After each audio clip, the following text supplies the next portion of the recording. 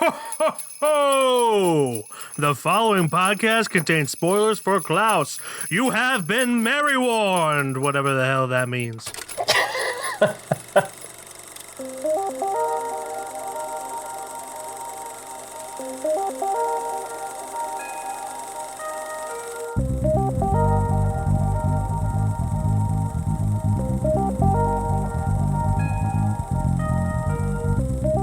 What's up, everybody, and welcome back to another episode of KFR News Radio. This is your jolly John Jangle Bitch Glenn. Jingle bitch! Sorry, continue. Along with your smelly goober having self, Miguel Magusto.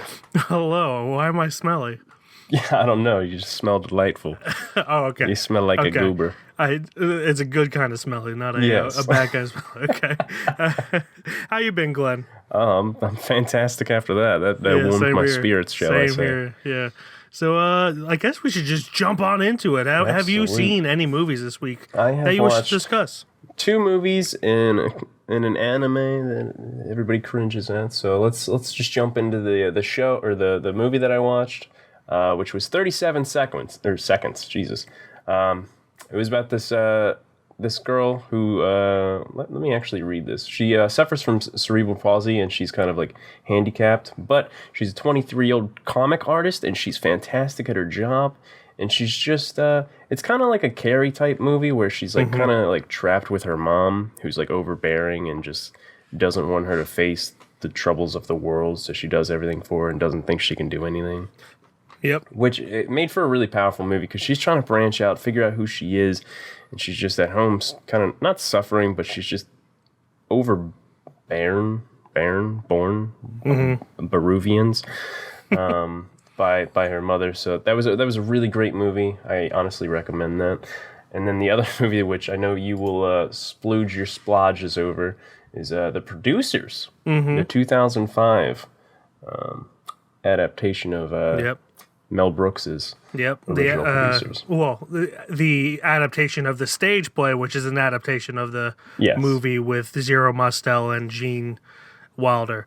And this one is starring Nathan Lane and Matthew Broderick, Will Ferrell, Uma Thurman, and a whole bunch of other people. Yeah, as soon as you saw me on Instagram post, like, oh, now watching, you fluttered over like a little butterfly. Oh yeah, it's one of my favorite movies. Said my baby boy. It's one of my favorite musicals, definitely, and then one of my beloved movies. And it's. What did you think of it? I know we already discussed it. I went into it. I'm not really a musical guy. Like even like theaters and stuff like that. Like theater plays and stuff like that. I'm not really. That's not really my thing. I'm more of a just sit me in front of a TV and watch a movie type guy, like action and all that. Nitty gritty. But this was fucking hilarious. Oh yeah.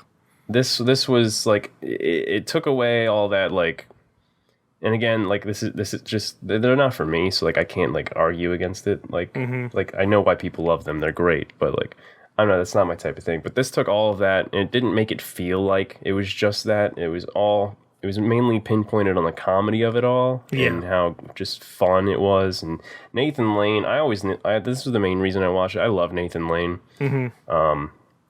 Because the one movie in the Birdcage with Robin Williams, oh my god, he's hilarious. Hilarious, he's so good. So, and he's great in this too. Specifically when he's singing the song "Betrayed" and he starts having flashbacks of someone else's life. Yeah, he's like, "What a minute! This isn't my life." Yeah, and there's so many good parts in that. I actually, because I saw you watch it, I rewatched it. Because I love it so much. I actually watched it. Colin and I and my family went to go see it Christmas Day in 2005 when it was in theaters, and I hadn't seen the Zero Mostel and Gene Wilder original, so I didn't even know what to expect, and Colin and I were just laughing our asses off the whole time. Yeah, it's a hilarious movie, and the ratings on at least Letterboxd here are 3, and that kind of blows my mind. Oh yeah, like it's just I feel like a lot of people who don't like musicals put that in their rating, where they're just like, oh, I don't like musicals, so I'm going to give this a low rating. It's like, shut up. See, like I like some, like I like La La Land. I know a good portion of people don't really enjoy that, and they just hated the ending or something like that.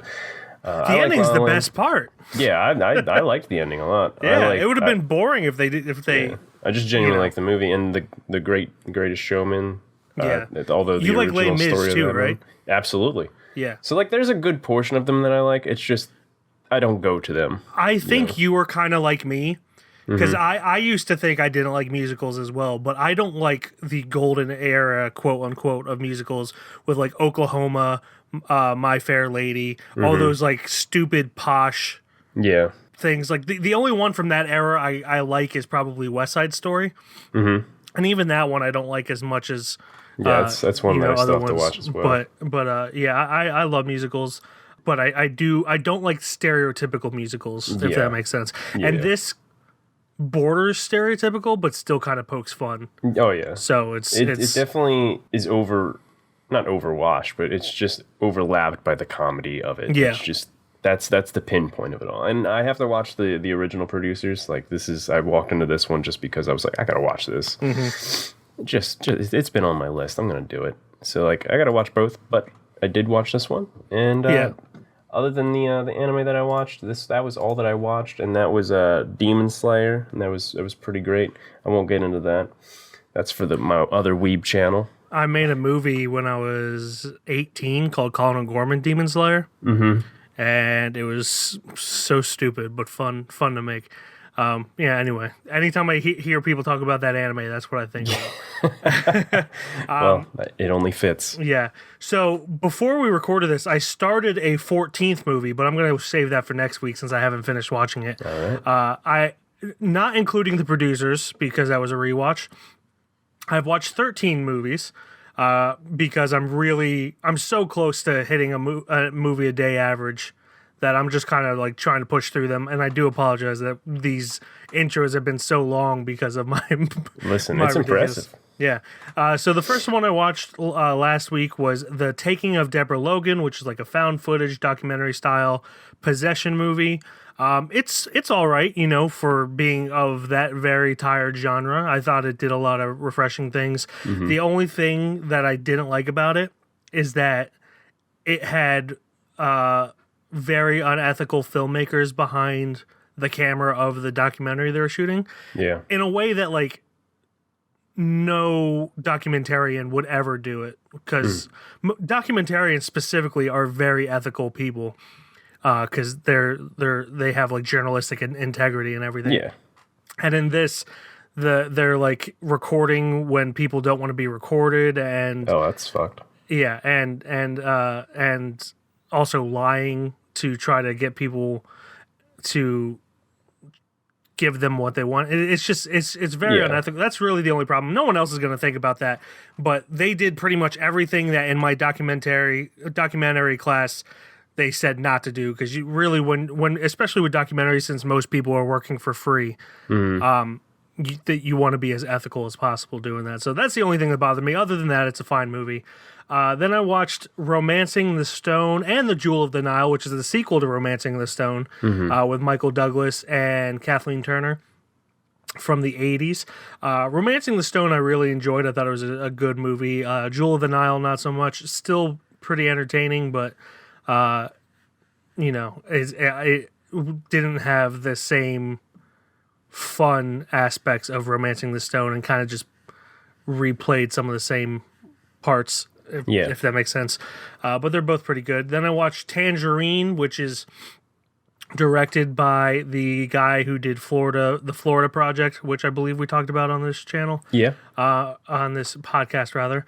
Tangerine was his first feature film, which was shot entirely on an iPhone 5 and follows two transsexual prostitutes, and as they're like kind of going through their day. And it's really interesting and funny and entertaining. I really enjoyed it. And then it has one of the guys who plays one of the adult kids in the It movies, the new It movies. Yeah. He plays the pimp at the end, and I was not expecting that. And it just Was it the good-looking one, or was it the? No, he was the one who always thought he was sick when he was a kid. Oh yeah. I forget his name, but he's the adult version of him plays That's the pimp. hilarious. And had I not known that guy already, I probably would not have thought about it. But because I've seen him in that, it just kind of threw me off. So yeah, that was Tangerine. Then I watched a movie called Ingrid Goes West, which is with God, why is her name blanking right now? Audrey Plaza. Aubrey Plaza, yeah. And Elizabeth Olsen, O'Shea Jackson Jr., and Wyatt Russell. Honestly, better than I thought it was going to be. I'm not a huge fan of Aubrey Plaza because I feel like she tries too hard, but in this, she was really good. She kind of plays like this person who suffers from like delusions and everything. Yeah. Who follows this Instagram person and like kind of forces her way into becoming friends with her. Pretty interesting. It's a decent movie overall. Like I said, I'm not a huge fan of Aubrey Plaza, so if you are, you'll probably like this movie more, but I was impressed with it. Then I watched Ghost Stories, which is about this guy who's trying to prove that ghosts don't exist, and he's given information about 3 ghost stories which are impossible to prove, and I can't, or disprove rather, and I can't say anything more without giving it away. So I do suggest that. It has Martin Freeman in it if you're interested. Oh, I love him. Yeah, it's pretty good on the scares. It's a solid horror movie, and I suggest people check it out. Then I watched Missing Link, which was another Academy Award nominated film for animated film from last year. That one's got Hugh Jackman in it, right? Hugh Jackman, Zach Galifianakis, Zoe Saldana, and it is by the studio Laika, which did Kubo and the Two Strings, Paranorman, Coraline, all those movies. Box Trolls, and it was really good. Definitely better than Toy Story 4, which won. Pretty much, I at this point I have seen every single film nominated for Best Animated Feature last year. Yeah. Toy Story 4 won, and all 4 others are way better than Toy Story 4, and that just goes to prove that everyone that votes does not. Yeah. Either thinks that they're going to get like the next Disney movie or whatever if they vote for Disney, but. It's funny because I refuse to watch Toy Story 4. Yeah, it's fine. I don't want it to stray away from the trilogy that I have in my eyes. It definitely ruins the trilogy in a way, but it's like the way I look, I watched it, but I'm ignoring it. Yeah. Like I've seen it, it's decent. If it was like 2 or something, it would have been fine, but it's completely unnecessary. And then I watched Klaus, which we'll get into in a minute. And then I watched Tron from the 80s. I had seen Tron Legacy, but I had not seen the original Tron. Yeah, that's one that I have to watch also. Yeah, I did not like Tron Legacy, and I thought maybe I would like Tron, and I did not like Tron. They're both pretty boring in my opinion. I know the soundtrack is the main reason everybody fluttered to Tron Legacy, which I love that soundtrack. Right? Yeah.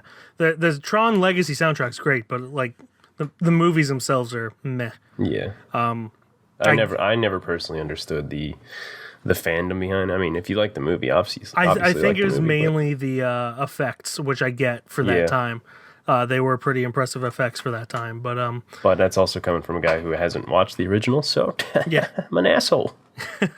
Then I watched Never Grow Old, which is a Western film from 2019 with Emile Hirsch and John Cusack. That was pretty good. It was about an Irish undertaker in this town where this gangster comes in and starts like killing people, but he's like too afraid to do anything about it, and he also makes money off of every time someone dies. It's kind of like a redemption story in a way. Pretty interesting, solid film. Then I watched The Innocents from 1961, which is based off the same novel as The Haunting of Bly Manor is based on. Yeah. Which is The Turn of the Screw, I think is called.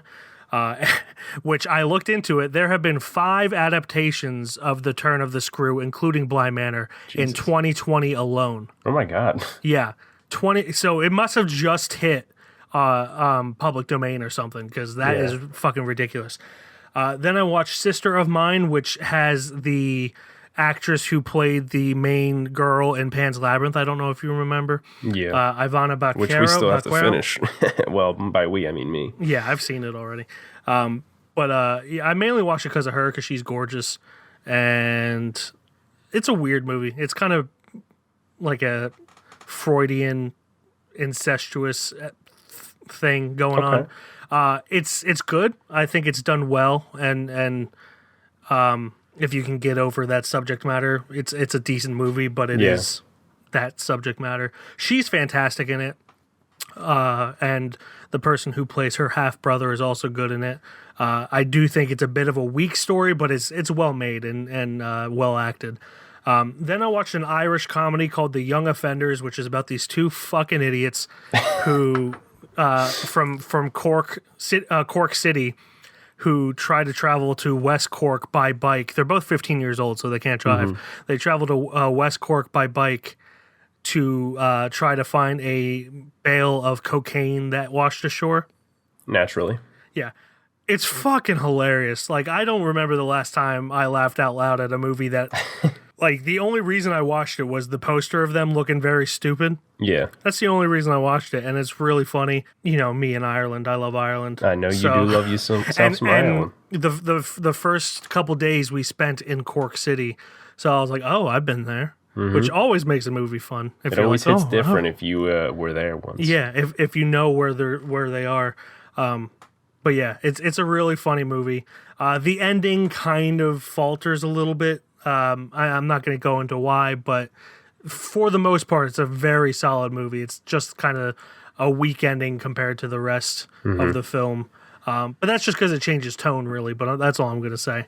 Yeah. And that is all I watched for this week, other than half of a movie that I'm still watching. Yeah. I'll finish me for after this. Fucking that up. Exactly. I'll get into that next week. But we both agreed that there's no news worthy of discussing. Yeah. So let's get into Klaus. Hello? Jesper Johansson, postman. Mr. Klaus. You have a gift. You were meant for making toys. So I figured if you donate your old toys, I'll deliver them for free. Tonight, I go with you. There's no need for you to come with me, really. Tonight, then. Our cousin told us if we write a letter to Mr. Klaus, he'll make us a toy. Dear Mr. Klaus. Dear Mr. Klaus. Shall we then? Yep. Mr. Klaus is the coolest. Klaus? What about me? Ow! What the loser? Oh yeah, well if I'm a loser, then you're too far. You're gone. A simple act of kindness always sparks another, even in a frozen, faraway place. When Smearensburg's new postman Jesper befriends toymaker Klaus, their gifts melt an age-old feud and deliver a sleigh full of holiday traditions. Mm-hmm. Ooh, fucking nailed that! Did you hear that? Did. I heard a little stumble, but you picked up and went Usain Bolt on it. It is directed by Sergio Pablos and Carlos Martinez Lopez. It is written by Sergio Pablos and Jim Mahoney and Zach Lewis. It features the voices of Jason Schwartzman, J.K. Simmons, Rashida Jones, Will Sasso, and Joan Cusack, and Norm Macdonald's in there as well. And so this was nominated for Best Animated Feature in the Oscars this past year. And we already established that it is better than Toy Story 4, in my opinion. And even though I didn't watch it, but still. Yeah, so let's just jump into it. This is honestly not what I was expecting, because I hadn't seen the trailer. I've only seen the poster. I've only seen the art from it. What I thought it was a feud between Santa and the postman. Yeah. And what we got instead was an origin story of sorts for Santa Claus, which, you know, it's probably been done before. I can't think of anything that has done that before. Yeah, nothing really comes to mind, but it's definitely been done. I'd be surprised if it hasn't been done before. Mm-hmm. But I thought this was a really refreshing take on Santa Claus, and it had a pretty entertaining plot line with the clashing of the two clans and everything, and I thought it was beautifully animated, had great music, and I just loved it all around, really. Yeah, same. Just looking at the poster, it kind of seems more like it's animated in a Breadwinner type style movie. Yeah, kind of Cartoon Saloon is that company. Yeah. So like just looking at, I know even less than you going into this movie. So like I just went into this super blind, straight bird boxing it as I will. And I was, I might have been a little blown away. I'm not gonna lie. It was definitely refreshing to. They didn't make Santa supernatural in any way. Or his name wasn't even Santa. It was just Klaus. It was just Mr. Klaus. So it was really refreshing to not have just this man who's just like throwing a hand around and is creating snowflakes out of his fingertips and stuff like that. And he's got a bunch of elves. It was literally an origin story of just a man who was a woodmaker or just a woodsman and just made toys for kids when he got a letter from just well, it wasn't even a letter. It was just a kid's drawing, and he sent him a toy with the postman. It was really cool to see that.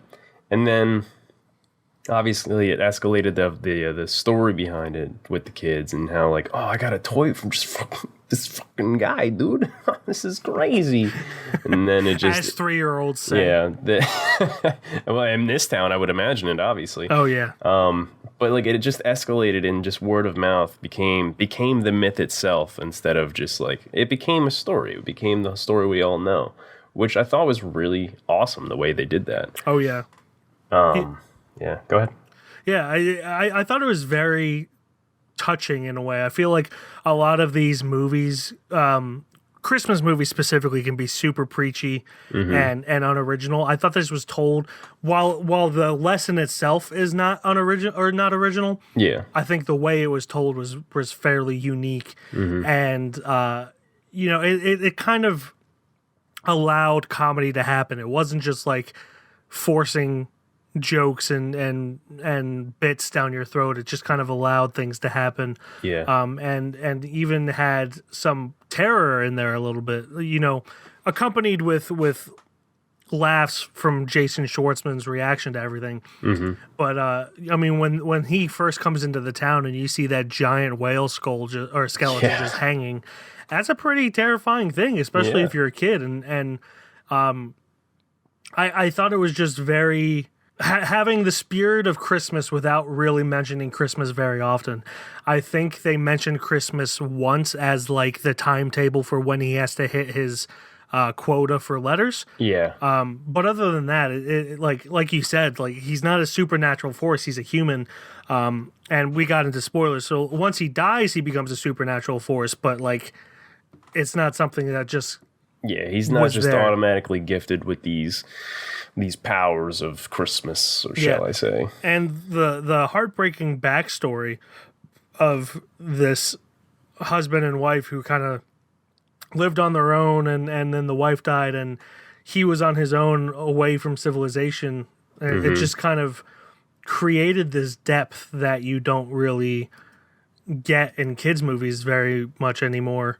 And that's not like to say that it's unheard of, but it is more rare that kids movies have this depth. Obviously movies like made by Pixar and everything do, but it's more unusual than it is usual nowadays.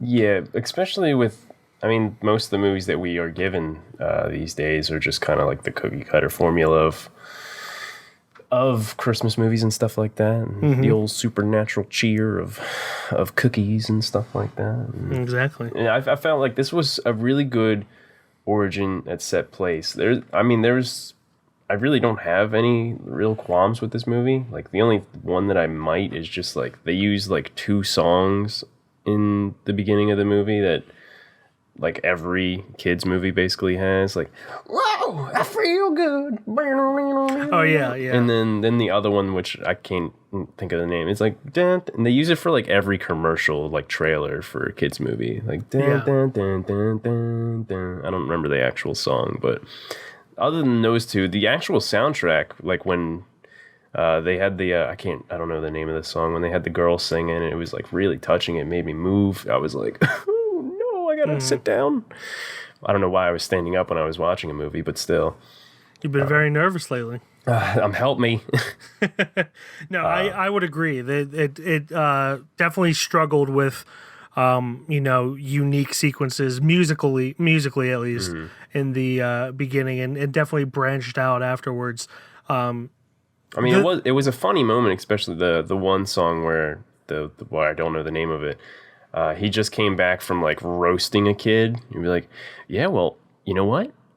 Santa knows everything you're doing. And then the kid's just like, oh shit. And then he walks away. It's like a drop the mic moment. So like, I mean, the moment was funny. It was just a song that has been used all the time. Yeah. Which I can only give it so much fault. So like, it's a good song to use for that moment, but it's nitpicking. That's all I'm doing. I'm nitpicking. I think to nitpick some more, if I had one major problem with this, is it takes you quite a bit of time to like Jesper, who is voiced by Jason Schwartzman. He's kind of always a skeevy son of a bitch pretty much throughout the majority of the movie. And while the arc is there, I do think at the end when he's kind of forced to choose, it kind of hits you like, I don't think they showed enough where he would definitely still stay there regardless if he has to or not. I feel like that could have been more smooth. Yeah, if he definitely opened up a little more. Yeah, like he obviously had the moments when he was like when they were finally like gifting all these kids, like when they came up with the plan of Christmas. He was definitely opening up more, smiling more, thinking about this thing is awesome and I love doing it. But he never opened up about any of the things like that about going back home or anything like that. And I feel like if he did talk to at least one person, even if it was that girl who, Alva, yeah, the girl who didn't speak the language that everybody else spoke, the Sami girl. I don't think they ever say her name. Maybe it's Margu, maybe. But yeah, so for those of you who don't know, Sami is like an indigenous Swedish person up in the north. Where they have a lot of shared traditions with indigenous people, like in Canada and everything. But they are indeed Caucasian. They're just very separated from the rest of the world in Scandinavia, even separated from Vikings back then. That's what Sami, one of those two. Sammy. But yeah, I did some research after because I had not heard of them. But yeah.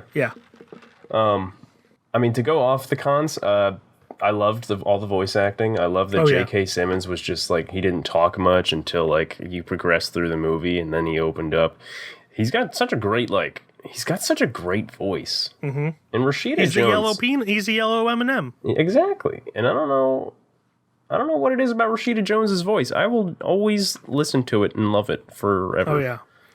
Jason Schwartzman was fine. For some reason, watching the movie, and this isn't like a nitpick at him in any way, for some reason, watching the movie, I really wanted Ryan Reynolds to play the post guy. I do think that the animation of the character better suits Ryan Reynolds. But I mean, that's nothing against Jason Schwartzman. He was great. Yeah. Really, all the voice acting was great in this movie. Oh yeah. Agreed. Big agreed. And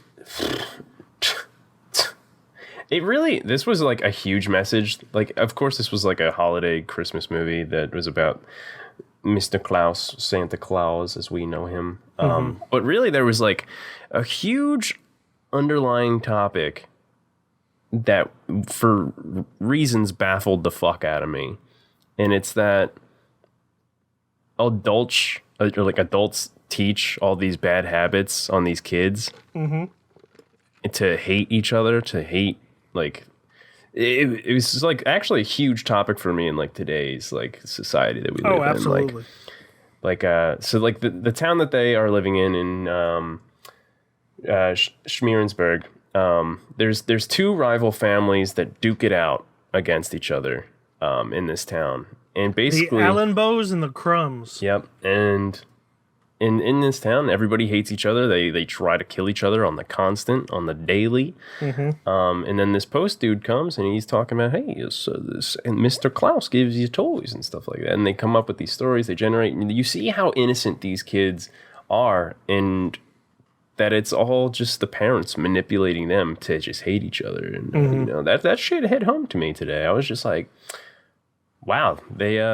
I mean, the whole Santa story was kind of, it was there. It was the major thing, but like they definitely just snuck that little topic in there. I mean, it's even like it goes so far as when the kids stop hating each other, the parents still want them to hate each other. Yeah, like they try to like be like, no, you have to hate each other. This is a thing that we've been doing for generations. And Fuck these guys. It just makes it like ludicrous in a way, which it should be. And it's I agree. It's a very powerful message and just done extremely well. And all in the guise of a holiday movie. A nice little holiday movie. Yeah. Which, I mean, just for those two things alone, just the topic that we just spoke of, and then the holiday spirit, and they took it and made it an origin story instead of like, oh, Santa's just this supernatural being and stuff like that. I think just those two topics alone should have made it a definite animated winner. But yeah, well, I in my personal belief, so we had Toy Story 4, I Lost My Body, Missing Link, Klaus, and so I didn't watch Missing Link and Toy Story 4 so far. There's another one too. How to Train Your Dragon 3.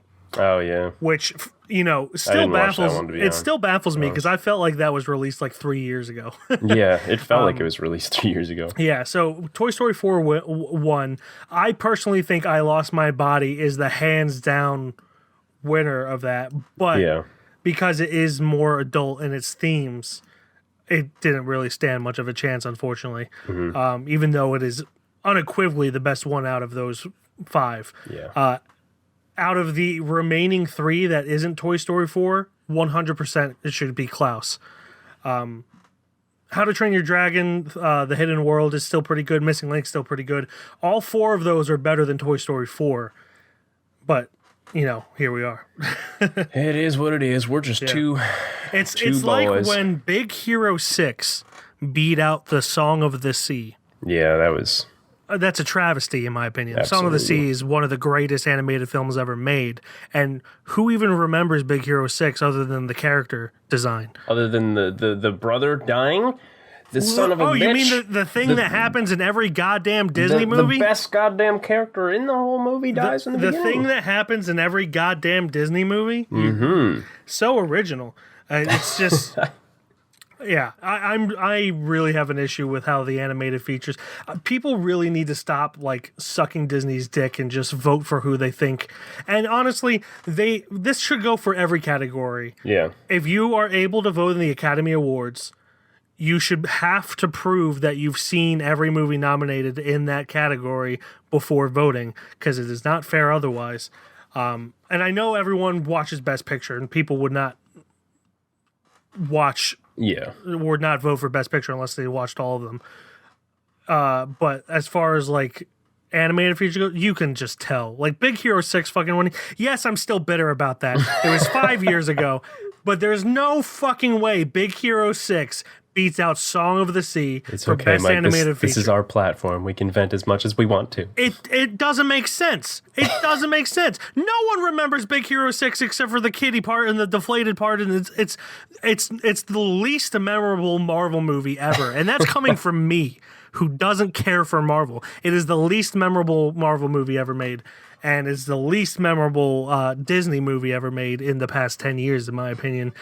And Song of the Sea is a fucking triumph, and Cartoon Saloon deserves all the praise for that. Anyway. Hey, what do you guys think you're doing? This is Smearensburg, the unhappiest place on Earth. And you two can't change that. The postman and toy maker are brainwashing everyone! We need to show people that a true selfless act always sparks another. Hi! What's happening right now? Oh no. Holy mother! What happened? Not a word. You just sit there. Be all magical and awesome.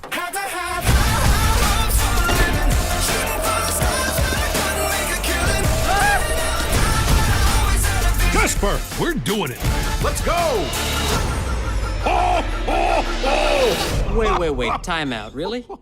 That's how you laugh?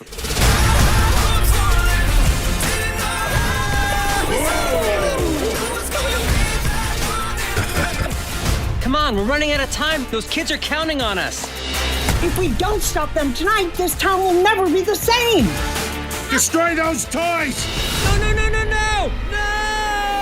Ah! Ha! Eat our snow, you...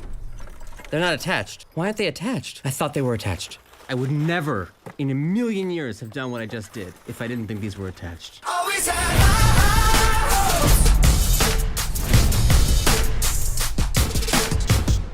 I don't have much else to say about Klaus. No, I think we hit a good portion of the notes. I'm sure there was something, but Yeah. I think we've made our case. Yes. So with our case being made, that brings us to the judgment.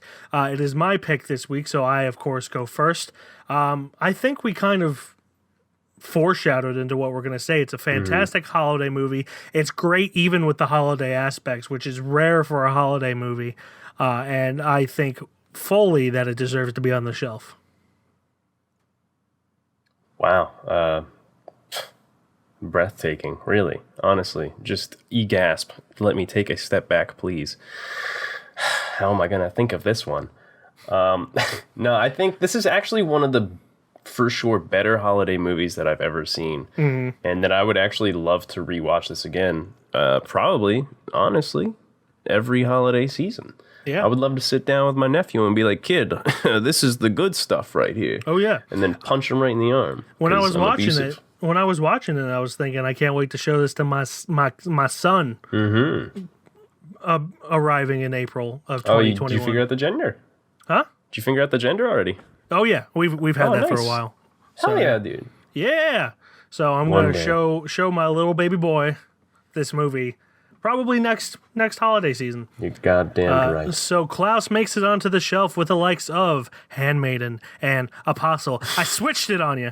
You did. I I'm was also not going to ready. show my son those two movies, which are very inappropriate for And when he's during the same holiday season. during the same holiday. I'm going to scar that kid for yeah, life. he's screwed.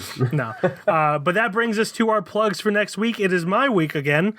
So I'm going to go first. Many of us are familiar with the new game craziness that is Among Us.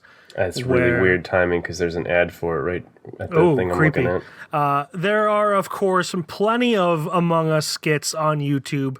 Most of them are shit. But there is one on the YouTube channel. It is a 4-part series as of now. I'm sure they're going to continue it on Laugh Over Life on YouTube called Among Us, but it's a reality show. And it's Among Us, but done in a reality show, and it's got all the Among Us stereotypes. And it's just fun. It's dumb. I'm not going to say this is very intelligent. It's a very dumb thing. It doesn't try to be anything other than dumb, and it's very entertaining. Oh my god! Whoa! Green died first? I wonder who did that. Well, my boots are on black now. Definitely black. Guys, no, I was with Black the whole time. He was doing tasks. I had to cover for Black. He was gonna compromise us. So, what tasks was he doing? Yeah. Wires? Exactly. Yeah, I think it's light red. I don't know. I think it's red. Yeah, it is red. It's red. Oh, yeah! Red. I already have to deal with one dumbass, but now you're telling me I have to deal with two? And that is Among Us, but it's a reality show, 4-part currently series on Laugh Over Life on All right. YouTube. There you go. Mine is going to be a trailer, actually, for the movie coming out called Chaos Walking.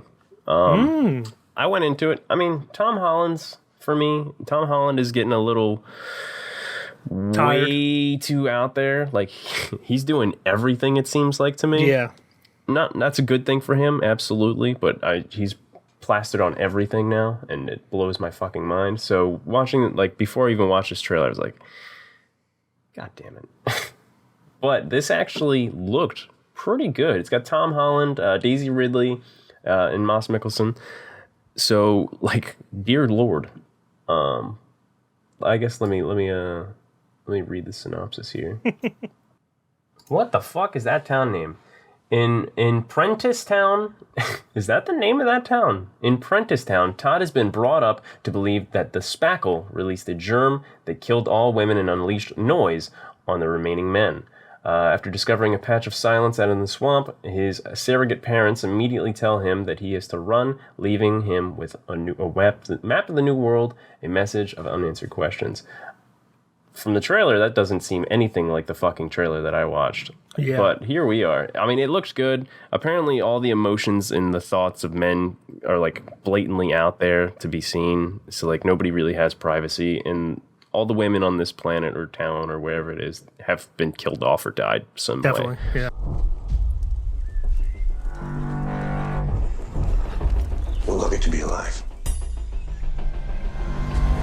Whoa! Stop! Don't come any closer. It's a girl. Girl! Oh my gosh, girl. I'm sorry. No movies. Blonde hair. I've just never seen a girl before. Who are you?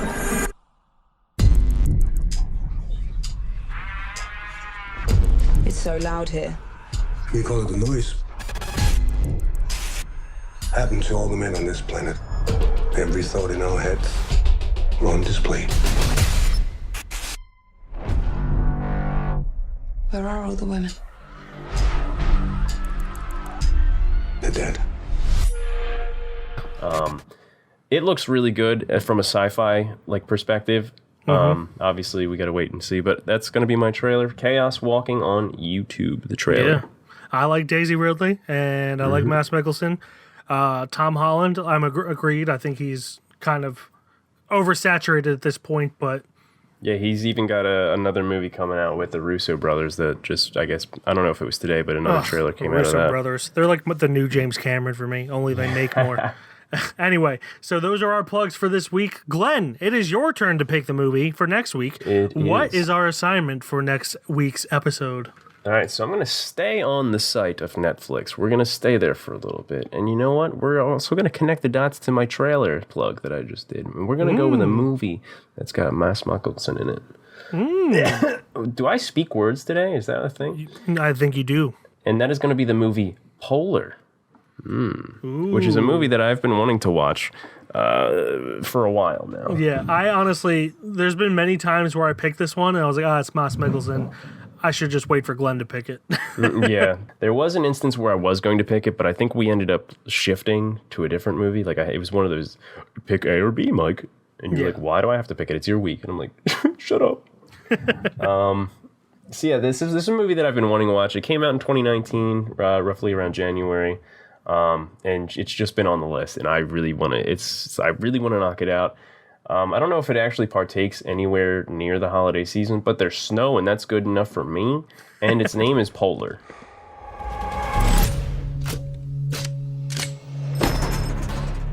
I like it here. It makes me peaceful. Me too. You're not from around here, are you? No, I'm retired. What was your job? I was in the funeral business. As you know, we manage the investments of our employees.